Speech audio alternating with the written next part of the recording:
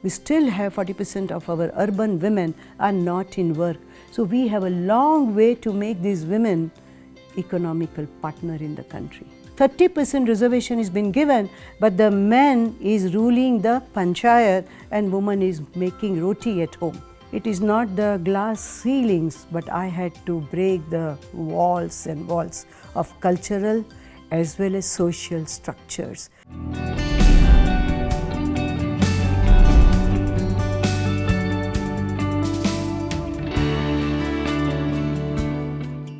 Hello and welcome back to the third episode of Promising Entrepreneur, the flagship podcast series by ET Now, where we bring you inspiring success stories of visionaries who are reshaping industries, uplifting communities, and crafting purpose-driven legacies.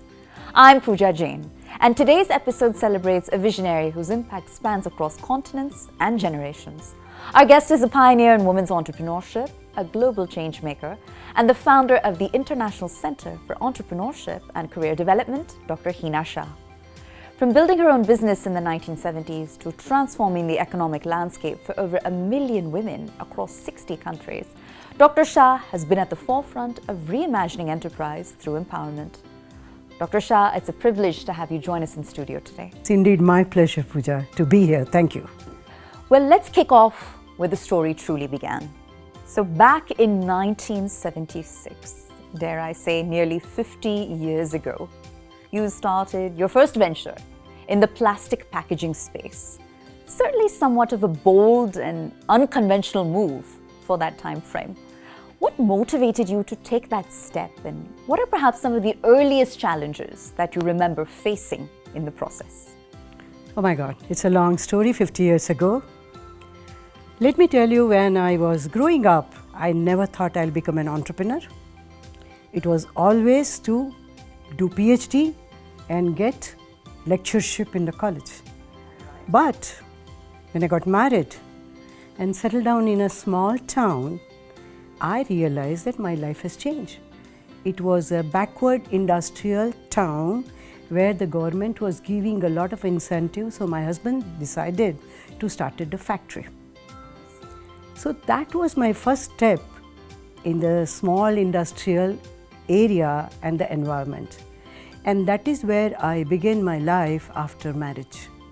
Well, I can imagine some of the challenges, but to hear them in your own words, were they largely cultural? Were they largely structural? How might you characterize them?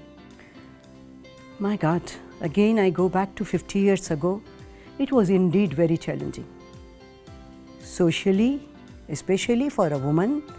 Then I would call myself girl, a newly girl married, had lots of dreams to do things, got married, and as soon as I got married and went to my in-laws' house, I realized that my identity has changed. I have become a bahu, and I didn't know what bahu means. And that was my first crisis begin as a woman in the real world of our Indian cultural society, where a woman gets married and settled down. Nevertheless, that did not stop me dreaming, that did not stop my dreams, but I joined the city, the town, where socially and culturally women are not supposed to dream. They are supposed to do the traditional work as a woman, to look after the house, look after the husband, and that's it. That was my biggest realization. And when the first day my mother-in-law told my husband, why she's coming to your factory, let her be in the house so she can learn something. That was my first rebellion to the social structure. I said, no. If I have to sit at home and not do anything is not acceptable to me. That was the condition happened. Socially, the town was very backward. Culturally, the town was very backward, and women were only seen as a woman working at home, nothing more than that. That was the biggest challenge I faced when I entered my new life. But when I started the business, I did very well. My total definition of me from bahu to something else has changed. And I got respect. I got a lot of status. A new identity, it seems. Lot of responses from the family members itself that, wow, Hina is doing good. And that was the beginning of it, which it is not the glass ceilings, but I had to break the walls and walls of cultural as well as social structures. I mean, this is a very small story, 50 years ago, but then it had to be broken. A very inspiring one. And right now you're walking us through the mid-70s and what you went through at that time. But if I were to ask you to fast forward by 10 years, and take us to 1986, which was when the International Center for Entrepreneurship and Career Development was established. Now, it was established at a time where formalized institutional support for women entrepreneurs was almost unheard of. Right? So what led you to believe there was even a need for such an organization and that you'd receive that validation by way of other women reaching out to you for that support, that guidance, that mentorship? Again, it's a long story, but I would like to tell you, the day I had learned that I had become a successful entrepreneur and my acceptance has happened in the family and socially as well as in the community, I realized that this suffering was terrible. It was an emotional, psychological and cultural shock to me. And when I realized that if money is being brought to the house through the enterprise, your status change. So that was the first step towards women's empowerment, where the earning money independently is the first step towards independence of a woman in economic world. That's the time I saw so many women who were beautiful, educated, but married and settled down and silently suffering of losing their identity. And then I thought that if I could become an entrepreneur, why not them? What made me entrepreneur? My determination, my idea of business, my facilities available in the area, not by on the red carpet, but by making the path to get those things. I thought that if I alone can become successful, why not others? And I did the study at India level and I found that women in an entrepreneurial field were not much there. Those who were there, they were making papad, achar, some dresses, some jewelry, and so many small businesses. Others were there like Miss Morarji and all, they inherited the business, but no other women. Our socialization pattern, our educational system never taught to become independent. They always taught to join the job, to men, and to women always thought that I'll get married to a rich man and an educated man, and that's it. That is the social conditioning at that time, even in 70s. So I thought, what I learned, let me preach what I practiced in my life. So I thought of developing a few women entrepreneurs in Gujarat, in non-traditional industrial activity. In papad, masala, they were all there. So I thought of developing them into non-traditional industrial activity. I went to bank, I went to the industrial sector, I went to Ministry of Industries, and I said, I want to develop these women. And they said, what? Right. Women? Right. Women? You talk women? I said, sure. Yes, women. They said, okay, but who will give them money? I went to bank. Bank said, Mrs. Shah, don't joke. This was the situation at that time. But I had a strong belief that whatever I have practiced, how to select a product, how to establish the resources, how to collect them, how to establish the business, and how to manage it. If I teach to women, they can, because our education system is not doing. I collected 25 women. I developed the training module, which is an educational module, which is not a certified module, but after that certificates were given. So I made that module and I made it sure that women were always afraid of losing their identity as a wife and as mother. That is another part of our society. So I told them, you can remain wife, you can remain mother. So come in the afternoon, lose your afternoon sleep and come to this training program. I trained 25 women and 16 women started businesses in the field of making miniature motor, armatures, ohm meters, multimeters, latex rubber threads. These names are so technical to be understood by somebody, but I'm very proud to say that 16 women started the business, and all 16 women second generation are in business today in 2025. That is the success story of my model which was developed. And ma'am, it's so heartening to hear. And therefore it is called International Center for Entrepreneurship and Career Development. This is focusing on women. And ma'am, you've just spoken about second generation entrepreneurs, but the fact of the matter is that you're a first generation entrepreneur. You started as a first generation entrepreneur, and today you're a global voice for women entrepreneurs the world over. So was there a specific turning point perhaps in your journey where it became more about a collective empowerment rather than your own personal and professional success? Is there a specific moment perhaps that you could take us back to wherein it all changed? When I myself was very happy about my success, and I replicated that success stories in other 16 women, and I was very proud about it. And those 16 women making ohm meters, multimeters, they said, "Ma'am, we did it." And that was the greatest joy. I realized that is not the need of these 25 women. This is the need of every woman. So I started giving the workshops and seminars, and Science and Technology Ministry came to learn about it, and they called me that, "Mrs. Shah, we are developing so many science and technical graduates every year. They are not becoming entrepreneurs. Women, you are wasting money. Why don't you help us?"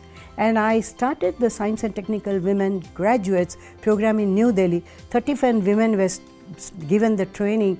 31 of them got the loans. They started their businesses, and 3 of them got the national award. That was my success journey, and then I replicated in almost all the states. Incredible, incredible to hear that. It was a story. I never thought that it is going to be so impactful, but that has happened. Everybody realized and their eyes were out. Oh my gosh, women can become the economic partner of our country. That was just a lighter thought. The story is different now in 2025. Of course. But then it was like that. And that was the time I realized that it should not remain to few cities. It should go beyond. So I went to rural areas. I developed the model for tribal women. I wanted the model for widows women. You must not be aware about it, but every state has got a special money given to widows of the states. Say 500 rupees or 600 rupees a month or something like that. Do you think that is enough for women to survive? Hardly. I rather get angry on it. I said, don't give. Don't give them the fish. Give them train them how to fish. The skills. And that is what I would like them to become entrepreneur. Earn your money and give 500 rupees to somebody else. What are you doing? So I trained more than 25,000 women in Gujarat, and then training other organizations in the states, and trained more than 40,000 widows. So that way it became a movement. It went up to the disabled also, because disabled, we made them all textile designers, and we made them do fashion shows and things like that. So that was the journey, and it became a movement, and that movement has been noticed by the government. Government designed the special women's money schemes. Not necessary that is implemented very well, that we can talk little later, but that impact has been created at the policy level, at the social level, and as well as at the human level and for the women. Well, Dr. Shah, that movement and that impact has only magnified, because I believe you've touched the lives of over 1 million such women entrepreneurs across over 60 countries and counting. So my question to you is entrepreneurship a universal language? And if so, what are some of the tenets of that language? Well, I would say that entrepreneur is an entrepreneur. Entrepreneur means the person who invests, who produces, who sells and makes money. That definition is always there, whether it is in America, England, Europe, China, Asia, Africa, you name it, Caribbean or Pacific countries. Definitions don't change. And when it comes to women and men, the product is gender free. It is the process of women to become an entrepreneur is different. So that definition is universal wherever I go. And therefore, United Nations and World Bank felt that the model which I developed was a new model in the 80s.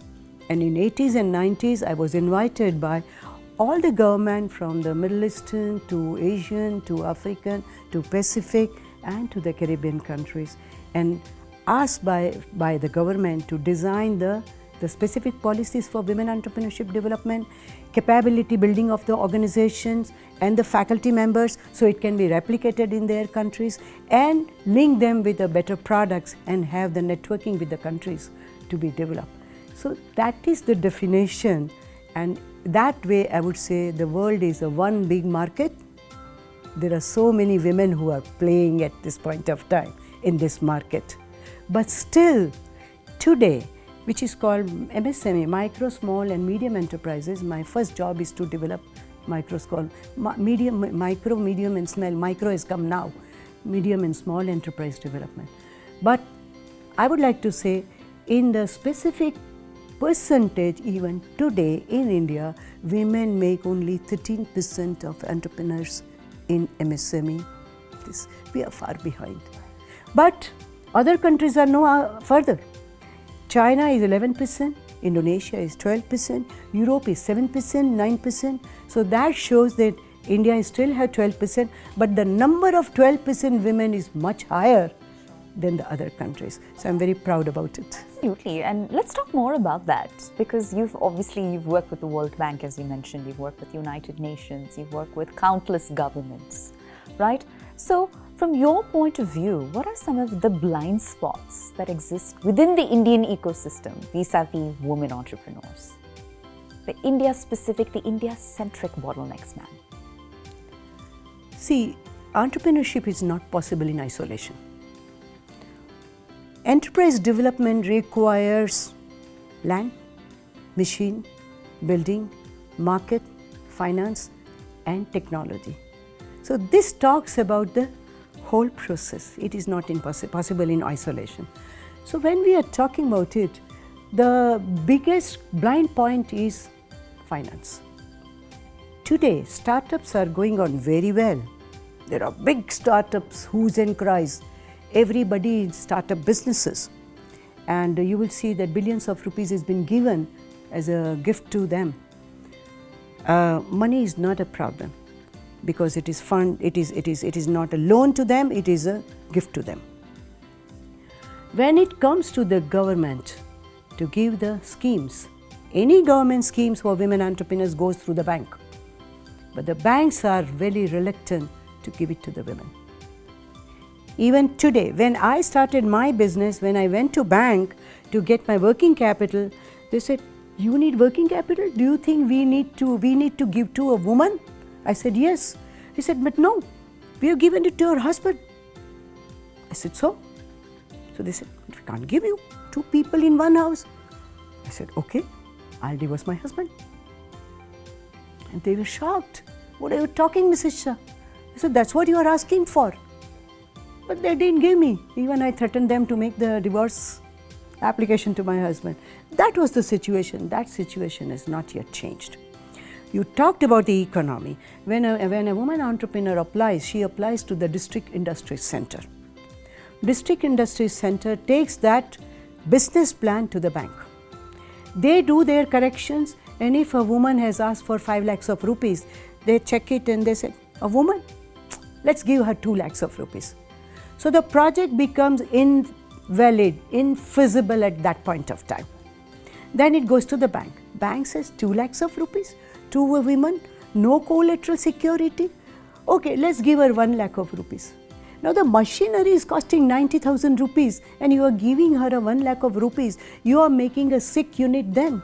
So that is my biggest question, biggest loophole in our country. Even today, whatever you say, we have the schemes, but schemes are not reaching to the women.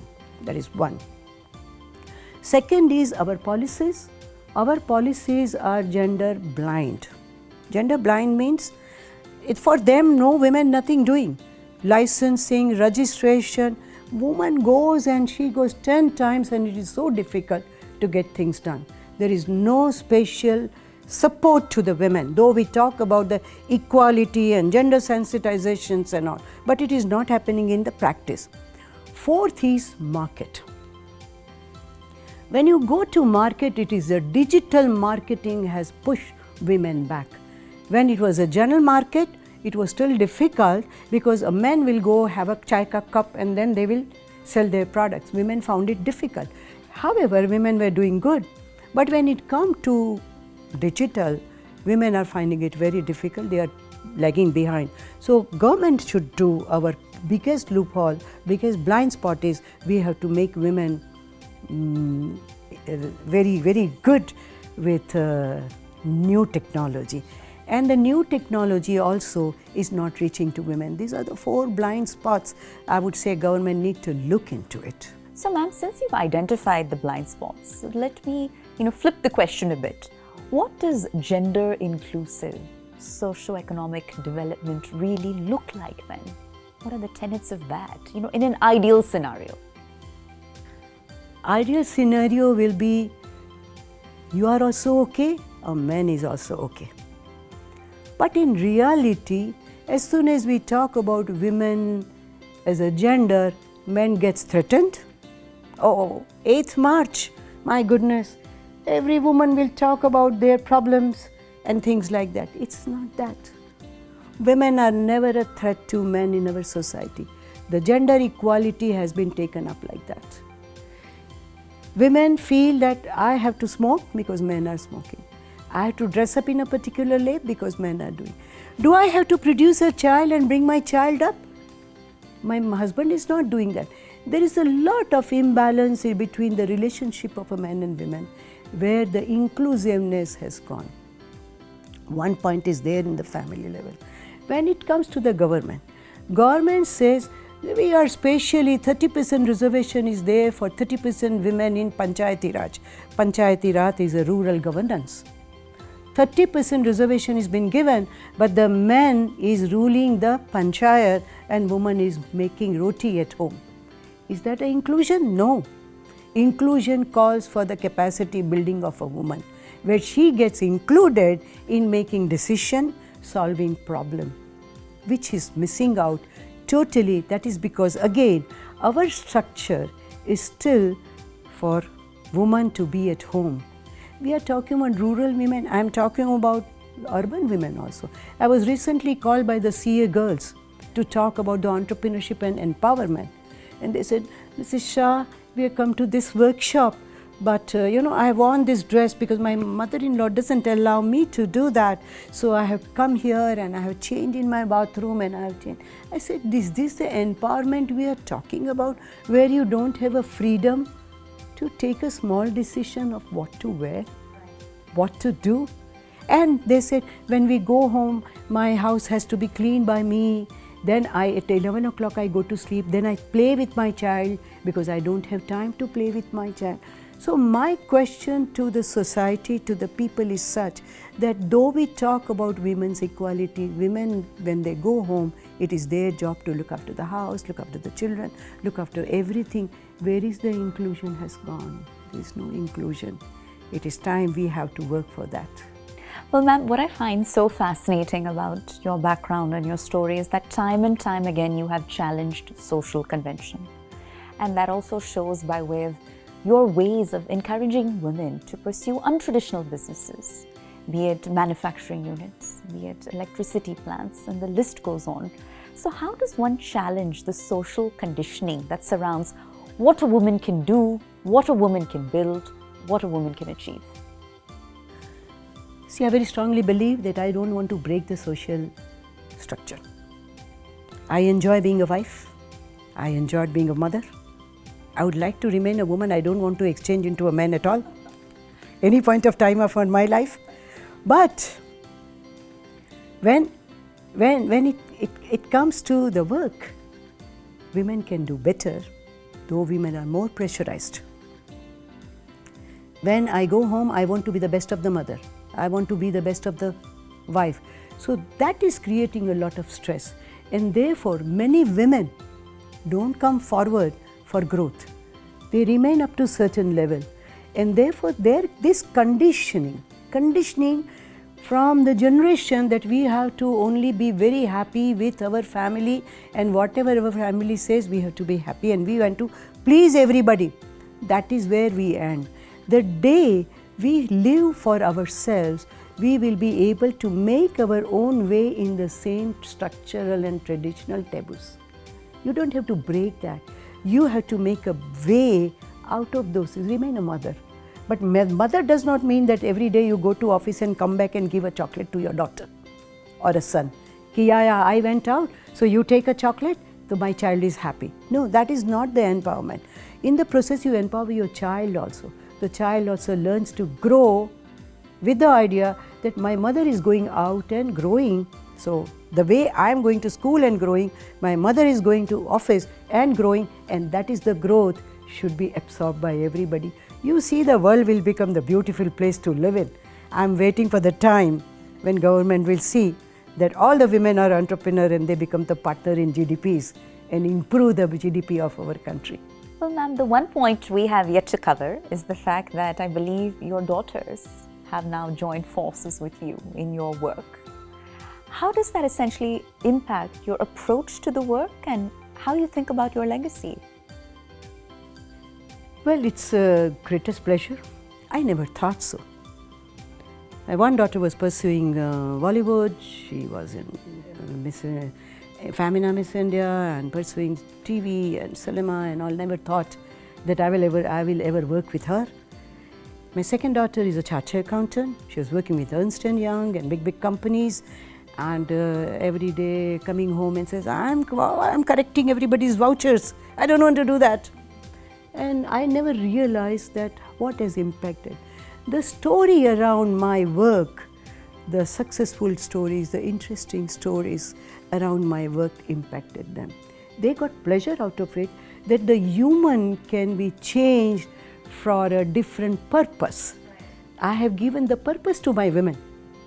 And when you give the purpose to a human being, you are giving them a different life. Absolutely. So both the daughters joined me, and I'm very happy that they have been able to join me. Sheetal, after 15 years of her film career, she joined me. And my younger daughter, Shaina, joined me after 10 years of her CA work. And I would like to tell you that earlier it was my mission which I was pursuing with passion. But now it has become their thought process towards growth. Sure. They have brought the global ideas into the institution. They have got this technical part of all AI and multiple intelligence and all those kinds of new technology in the institution, which was lacking, which has filled up the gap, and the institution is in the process of growing.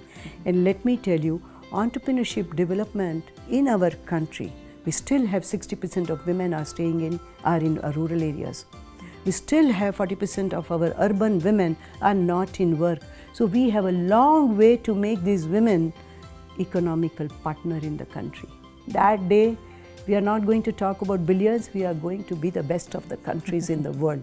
So my daughters are bringing those best of the vision, best of the thought process, and best of the digital technology in the office. They said, Mom, now let's do this with technology. Right. Let's do with this. You are writing so much, whole day you are writing, you give me, I'll put it in ChatGPT and do it.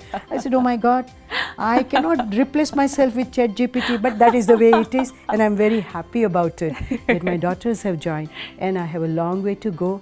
They are going to work for the second generation, third generation, because it is about the growth of a human being and giving them purpose and identity and independence. So since you brought up urban versus rural, right, one of your many accomplishments includes formally introducing entrepreneurship into the education system, into classrooms within schools, right? How does that reach vary in a metro versus a non-metro context? Give us some backdrop on that spectrum, ma'am. When I worked in rural areas, tribal areas, you will be shocked to know that Still our people are illiterate. Even though they are literate up to 7th standard, they can't write their names. This is the reality of our country. So when we went to give them the entrepreneurship activities, because there was a lot of migration from agricultural areas, because agriculture is not doing, youth are not interested in those boring agriculture. They wanted to come out, but they didn't have the technology with us, no education with them. They go to the urban areas, they become the laborers. And when they don't earn well, they don't have the space to say, they make the slums, you are aware about it, and then they come back, or sometimes they don't come back and then they stay there. That is not life God has given them. And there were no other opportunities. So when I was working with the rural people, tribal people, and my rural and tribal people, after my training course developed, which has got the tools like how to select a product, how to make a business plan, how to market it, how to get the finance, how to manage it, that tool has become so effective that my rural entrepreneurs, my tribal entrepreneurs would earn 80,000 rupees a month, 2 lakhs of rupees a month. And I then said, ma'am, come here, see my house. It's a pakka house now. And that was a pang of pride, not a pang of sadness in me. Sure. My heart would come out. I said, oh my gosh, you are here. Yes, yes, ma'am, last time when you came to my jhopdi, there was a rain. Come to my pakka house. That was the learning for me, and I thought, he said, had I educated, I would have been a better entrepreneur. That was the time I thought that let me start teaching entrepreneurship in school. Because in rural areas, children study up to 8th standard, 10th standard. After that, there are dropouts. Rarely they go beyond that. And girls are to satyanash of our country's structure, So I designed the entrepreneurship development course for school from standard 1 to standard 10. By the time they are in standard 10, they are 16 years old or 17 years old. They learn how to run the business, they learn how to prepare a business plan, they learn how to product to be marketed in the product to be marketed, and then they are ready to go. So I said there is no migration, they can run the businesses in their own villages. With that idea, I wrote the manual, I wrote the book. In the process, I wrote the book for women entrepreneurship, for ILO, for United Nations, for World Bank, so it can be disseminated and used by everybody. So those books I read and trained large number of teachers so that I can inculcate entrepreneurship in school. But I have not been able to yet. However, I'm very happy to tell you today that the new education policy in 2023 has got the entrepreneurship education as a part of curriculum. And I feel very good that I walked 20 years ahead. Then that policy when came in. But what I want to tell you that sometimes the action come first and then the policy. Sure. Sometimes policy come first and then the action. Here I am. Well, Dr. Shah, by way of closing comments, I believe it to be an understatement to say that you've broken countless glass ceilings. You've lit the pathway for so many others. So as you think about the next decade of women entrepreneurship, as you design that blueprint perhaps in your mind, what does it include? The new generation entrepreneurs, I would say I was the person who was facilitating women to become entrepreneurs.